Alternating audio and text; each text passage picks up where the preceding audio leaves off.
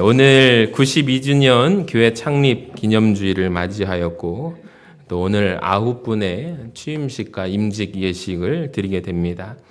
첫 번째로 92년의 기적 에베네셀의 고백에 대해서 생각해 보았습니다. 우리 성도님들 또 거룩하신 뜻 가운데 임직받는 분들과 취임하시는 분들 여러분들 축복합니다.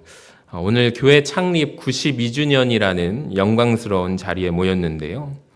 1부 때도 말씀을 드렸는데 우리가 생각할 것은 92년 전에 하나님께서 이 땅에 전주 서신교회를 세우실 때 어떤 것을 가지고 세우셨을까 우리가 한번 이 시간 헤아려 볼 수 있기를 원합니다.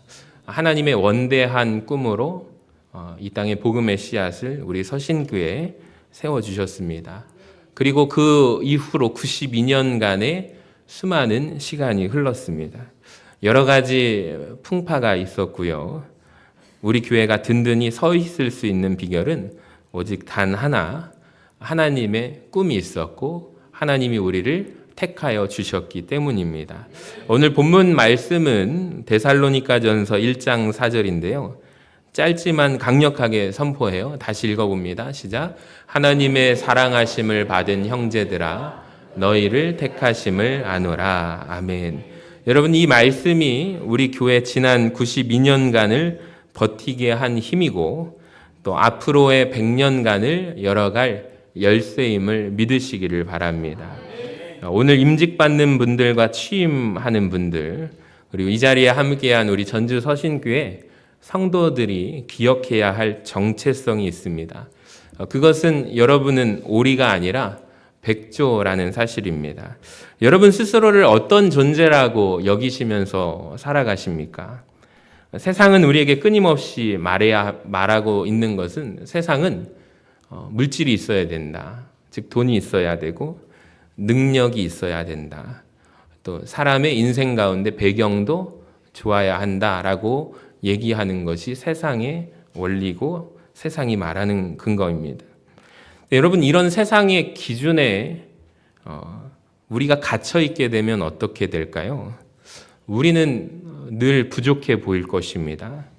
그리고 미운 오리 새끼라는 동화를 아실 것인데 우리가 거기에서 마치 못생긴 오리처럼 느껴지게 될 것입니다. 그 둥지 안에 갇혀 있으면 늘 우리는 부족해 보이고 그런 생각을 할 거예요. 나는 왜 이 모양일까? 또 더 나아가서 우리 교회를 생각할 때 우리 교회는 왜 이럴까? 스스로가 자책하고 또 자책하게 되는 거죠. 근데 오늘 성경 말씀은 전혀 다르게 말씀하세요. 아니다. 너희는 내가 택한 백조다라고 말씀하십니다. 여러분 백조와 오리가 같습니까? 제 사진을 한번 가져왔는데 한번 보여주시면 전혀 다르죠. 새끼일 때는 비슷해 보일지 모르지만 나중에 크고 나면은 백조는 오리처럼 살 수가 없습니다. 백조는 날아야 합니다. 여러분 이 기준을 가지고 우리가 시각을 보면 하나님께서 이 전주 서신교회를 택하신 이유는 뭘까요? 아까 전에 서두에 제가 하나님의 원대한 꿈으로 이 교회가 세워졌다고 말씀드렸는데 하나님의 꿈을 가지고 시각으로 바라본다면 이 전주 땅에서 하나님의 영광을 위해 비상하시게 하기 위해 우리 교회를 세우셨음을 믿으시기를 바랍니다. 그러니까 오늘 직분을 받는 분들은 기억하세요. 하나님이 사랑하셔서 나를 택하셨다. 이 압도적인 은혜 앞에 서는 역사가 있기를 소망합니다. 이 정체성을 우리가 회복하게 된다면 여러분 우리 교회는 다시 한번 비상할 수 있습니다. 세 번째로는 사명에 대해서 한번 묵상해 보면서 하나님이 일하시게 하는 공동체를 생각해 보았습니다. 여러분 하나님께서 우리를 택하셨습니다. 택함 받은 우리에게 주시는 사명은 분명합니다. 사람이 일하면 사람이 일할 뿐이지만 우리가 기도하면 하나님이 일하심을 믿으시기를 바랍니다. 여러분 우리 교회 역사 가운데 92년이라는 이 전통이 자칫 잘못하면 우리가 오해할 수 있는 게 하나 있어요. 뭐냐면 사람의 경험과 전통이 우선시되는 것이 아니라 여러분 하나님의 원대하신 꿈이 반드시 앞서가는 교회가 되기를 원합니다. 그러려면 우리에게 방법이 한 가지 있습니다. 따라합시다. 기도. 기도하는 권사님들이 되시기를 바랍니다. 기도하는 안수 집사님이 되어주시기를 바랍니다. 여러분, 자칫 잘못하면 사람의 경험이, 또 우리 교회 92년간의 전통이 하나님의 원대한 계획과 꿈보다 앞서 있게 되는 것입니다. 우리가 절대 오해하지 말 것은 기도를 앞지르면 안 됩니다. 오늘 임직받고 취임하는 일꾼들을 필두로 우리 모든 성도들이 회복해야 할 것은 다시 기도의 자리로 다시 한번 기도의 무릎을 회복하는 거예요. 그래서 저는 이 세 가지를 같이 한번 읽어볼까요? 보여주시면 믿음의 역사, 사랑의 수고, 소망의 인내. 같이 읽어봅시다. 믿음의 역사, 사랑의 수고, 소망의 인내.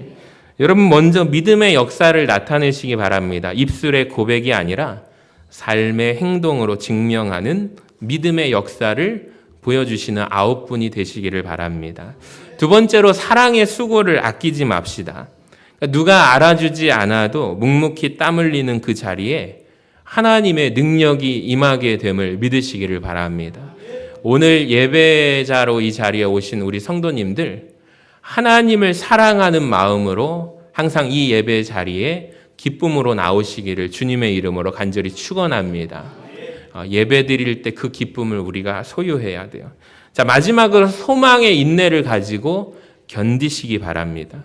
주님 다시 오실 그날을 바라보며 끝까지 교회를 지키는 자가 승리함을 믿으시기를 바랍니다. 마지막으로 저는 100년을 향한 살림의 비상이라는 이 원대한 꿈을 가지고 함께 말씀을 마치기를 원합니다. 사랑하는 성도 여러분, 오늘 임직받는 분들과 취임하는 분들은 우리 교회의 새로운 기둥으로 세움 받으셨습니다. 여러분, 근데 하지만 기둥만 있어서는 집이 될까요?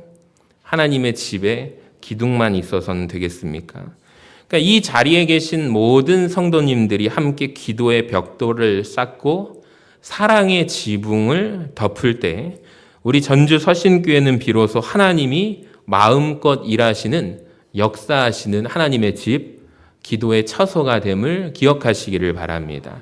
여러분, 아까 전에 말씀드렸지만 우리는 하나님의 사랑과 택하심을 입은 백조들입니다. 이제 우리가 갇혀있는 오리 둥지에서 나오시기를 바랍니다. 나의 안에 있는 내면의 상처, 또 열등감들을 떨쳐버리시고 에베네셀의 하나님께서 우리를 붙들고 계십니다. 오늘은 잔치고 축제입니다. 오늘 세워지는 9분의 일꾼과 온 성도들이 하나 되어서 앞으로 100년을 향해서 하나님의 영광을 위해 힘차게 날아오르는 우리 전주 서신교회와 귀한 사명자들 되시기를 주님의 이름으로 간절히 축원합니다.